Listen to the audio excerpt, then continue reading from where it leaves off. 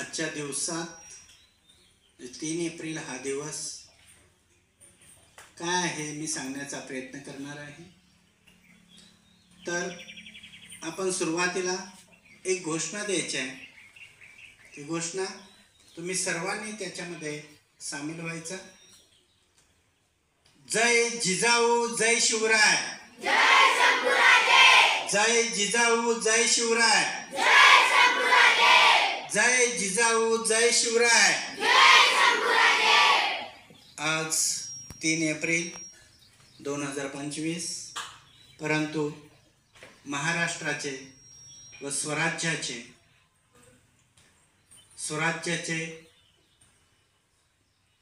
स्वराज्य ज्याने आपल्या खांद्यावरती पेललं, स्वराज्य निर्माण केलं, ते विश्ववंदनीय छत्रपती शिवाजी महाराज, ज्यांनी स्वराज्याची संकल्पना छत्रपतींच्या मनामध्ये निर्माण केली, ते शहाजीराजे मालोजीराजे भोसले.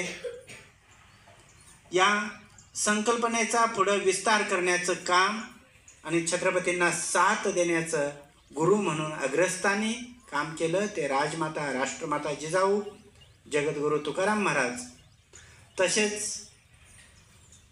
हे स्वराज्य आपल्या खांद्यावरती 9 वर्षे पेलणारा महान राजा छत्रपती संभाजी महाराज, फुले, शाहू, आंबेडकर या सर्वांना मी विनम्र अभिवादन करून आज तुमच्याबरोबर संवाद साधण्याचा मी प्रयत्न करत आहे. 3 एप्रिल 1680 रोजी छत्रपती शिवरायांचं निधन झालं. आजारपणामुळं त्यांचं निधन झालं आणि महाराष्ट्राचा हा लौकिक इतिहास त्यावेळी थोडा काळ थांबला. महाराष्ट्राला ज्या महान माणसानं, ज्या महान व्यक्तीनं, ज्या महान मानवानं, ज्या महान नायकानं आकार दिला होता, स्वराज्याची संकल्पना दिली होती, आया बहिणींचं रक्षण केलं होतं, चारित्र्याचं जे जिवंतपणे फार मोठा ग्रंथ असणारे एक छत्रपती शिवाजी महाराज यांच्याविषयी, चारित्र्याच्या विषयी मी 2 शब्द तुमच्या बरोबर बोलण्याचा प्रयत्न करणार आहे. छत्रपती शिवरायांचा इतिहास हा धगधगता इतिहास होता. त्यांचा युद्धाचा इतिहास होता, त्यांचा माणुसकीचा इतिहास होता. त्यांनी रयतेवर प्रेम केलं, अवाढव्य प्रेम केलं. या सर्वांना 18 पगड जातीनं एकत्र घेऊन या महान व्यक्तीनं, महामानवाने आपला इतिहास, स्वराज्याचा इतिहास रचला. परंतु याच मातीमध्ये छत्रपती शिवरायांनी चारित्र्य पुढच्या हजारो वर्षासाठी शिकवून ठेवलं. आपल्या कृतीतून चारित्र्याचा धडा त्यांनी दिला. छत्रपती शिवरायांच्याकडं त्यांच्यावरती हल्ला करणाऱ्या महिलांचा सुद्धा त्यांनी आदर केला. त्यांच्या विरोधकांच्या महिलांचा सुद्धा साडी चोळी देऊन सत्कार केला, त्यांचा सन्मान केला. त्या स्त्रिया आपल्या बहिणी आहेत असं त्यांनी जगाला दाखवून दिलं. शत्रूच्या महिलेवरती वाकड्या नजरेनं न पाहणारा राजा व रयतेतील कुठल्याही व्यक्तीला त्यांच्याकडे वाकड्या नजरेनं न पाहू देणारा राजा जगात चारित्र्यवान कीर्तिवंत ठरला गेलेला आहे. म्हणून या राजाला माझं शतशः नमन. या राजांच्या विषयी मला सांगत असताना आज मुलांना त्यांचा इतिहास सांगण्याऐवजी त्यांच्या कृतिशील जीवनामध्ये तुम्हाला मित्र कोण असावं या संबंधी आज बोलण्याचा माझा विचार आहे.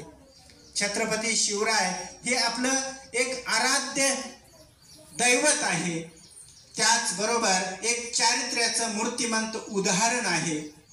शिवरायांच्या इतिहासातील, शिवरायांच्या प्रत्येक इतिहास गणित पानामध्ये शौर्य तरी दिसतंच, त्याबरोबर चारित्र्यही दिसतं. सुवर्णाक्षरानं लिहावं असं चारित्र्य दिसतं.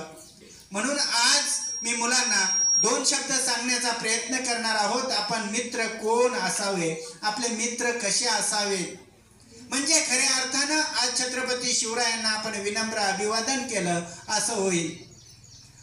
सगळ्यात जवळचा मित्र, जो मित्र आयुष्यभर आपल्याला साथ देतो, आपल्या कडेवरती खेळवतो, आपल्याला भरण पोषण करतो, आपल्या साथीला असतो, तो मित्र असतो आपला वडील. जीवनामध्ये पहिला मित्र आपण वडील करावा.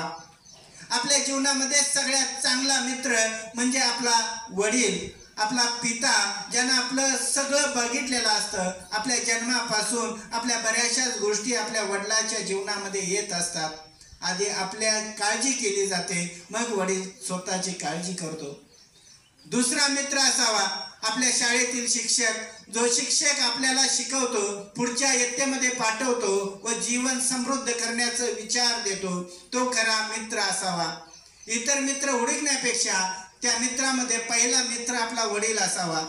दुसरा मित्र आपला शिक्षक असावा, आपल्याला चारित्र्य शिकवतो, त्याबरोबर पुढच्या पिढीचा उद्धार करण्याचं शैक्षणिक कार्य आपल्याला शिकवत असतो, शिक्षण देत असतो, आपल्या मनाची स्थिती सुधारण्यासाठी प्रयत्न करत असतो. तो आपला दुसरा खरा मित्र आहे. तिसरा खरा मित्र म्हणजे तो कधीही खोटं बोलत नाही, असा मित्र आपल्या जीवनामध्ये सतत असावा. इतरांची तुलना आपल्याला वाटतं इतर मित्र व्हावं, इतर मैत्रिणी व्हाव्या. या मित्र आणि मैत्रिणी काही काळ असतात.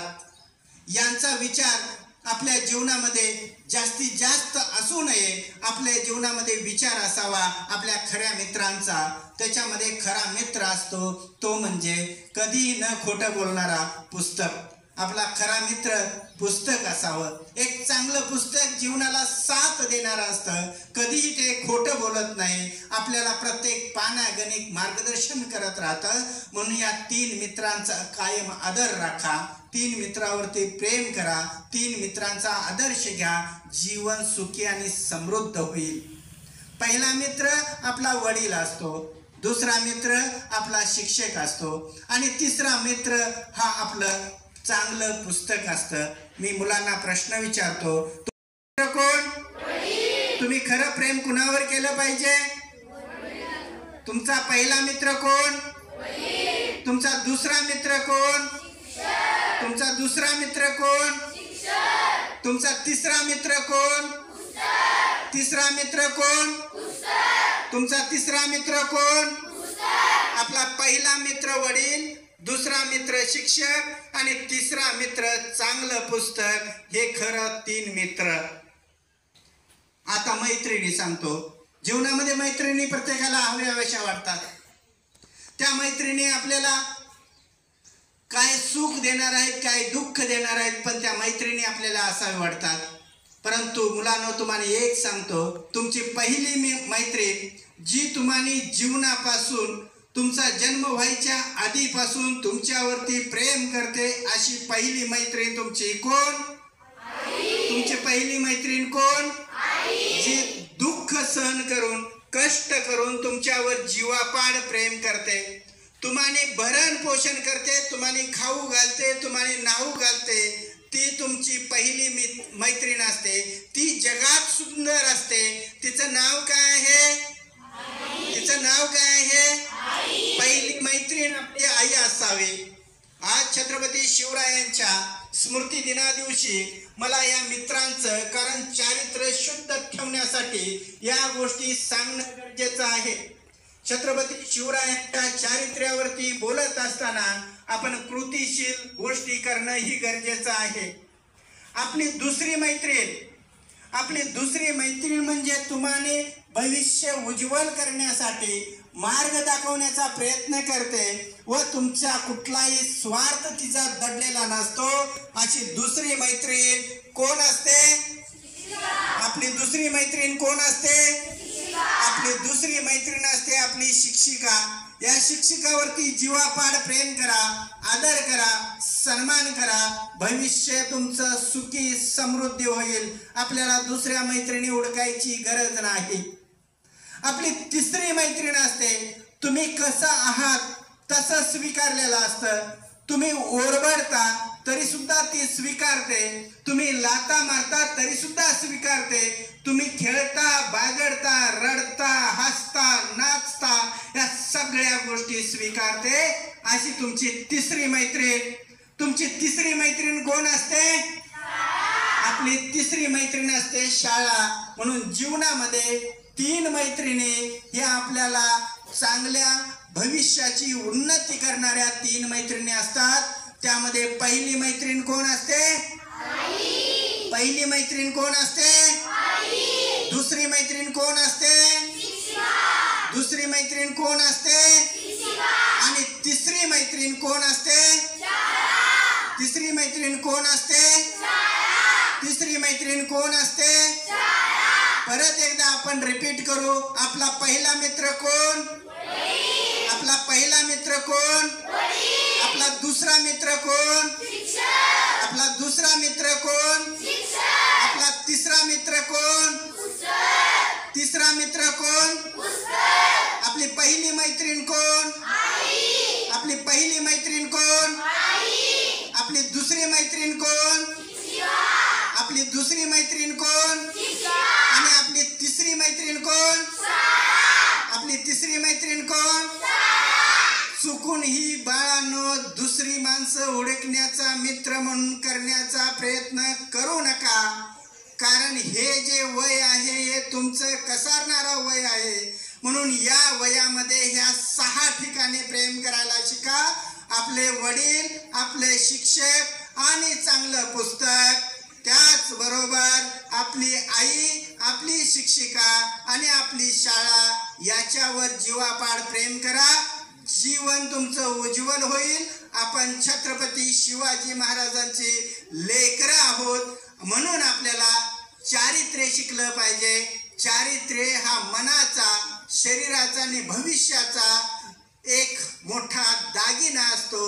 मी आज शिवप्रभूंना नतमस्तक होऊन चारित्र्याचं मित्र तुम्हाला सांगण्याचा प्रयत्न केला. मी इथं थांबतो. जय जिजाऊ, जय शिवराय, जय शंभूराजे.